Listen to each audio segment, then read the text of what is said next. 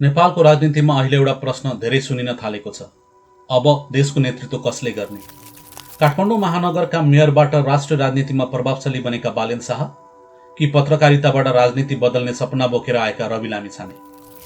2082 सालको निर्वाचनपछि नेपालको राजनीतिक शक्ति सन्तुलन नै बदलिएको देखिन्छ।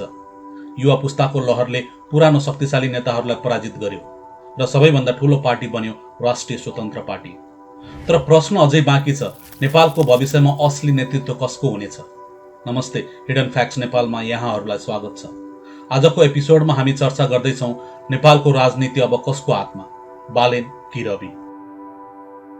2082 सालको आम निर्वाचन नेपालको राजनीतिमा ठूलो परिवर्तनको सङ्केत बन्यो।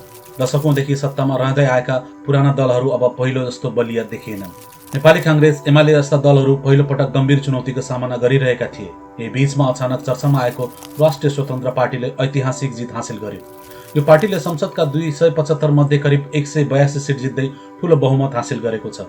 राजनीतिक विश्लेषकहरूका अनुसार यो पार्टीको उदय सिर्फ एउटा पार्टीको सफलता मात्र होइन, यो थियो पुरानो राजनीतिक शैलीप्रति जनतामा बढ्दै गएको असन्तुष्टि।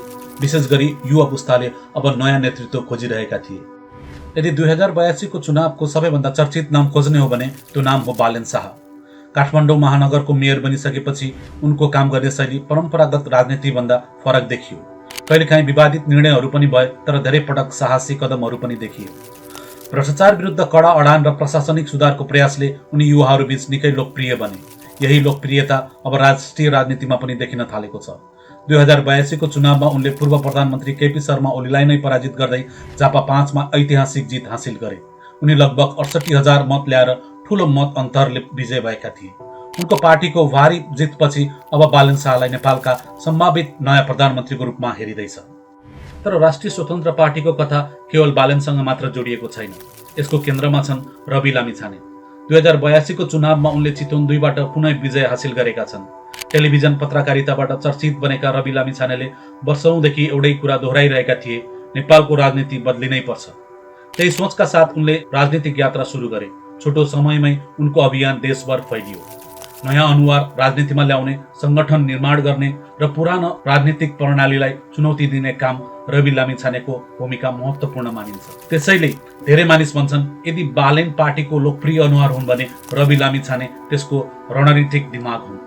अब सबैभन्दा रोचक प्रश्न, कसको हातमा हुनेछ नेपालको वास्तविक राजनीतिक शक्ति, बालेन कि रवि? बालेनको सबैभन्दा ठूलो शक्ति उनको जनसमर्थन हो। विशेष गरी युवा पुस्ताबीच उनी परिवर्तनको प्रतीक बनेका छन्।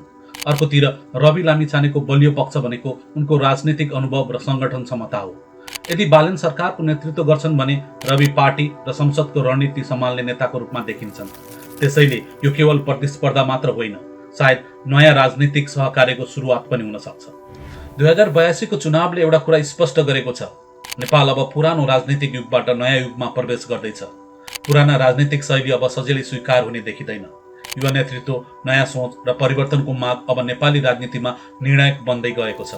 तर अन्तिम प्रश्न अझै बाँकी छ, भविष्यमा नेपालको राजनीतिमा सबैभन्दा प्रभावशाली नेता बालेन हुन् कि रवि? तपाईको विचार के छ? कमेन्टमा लेख्नुहोस्।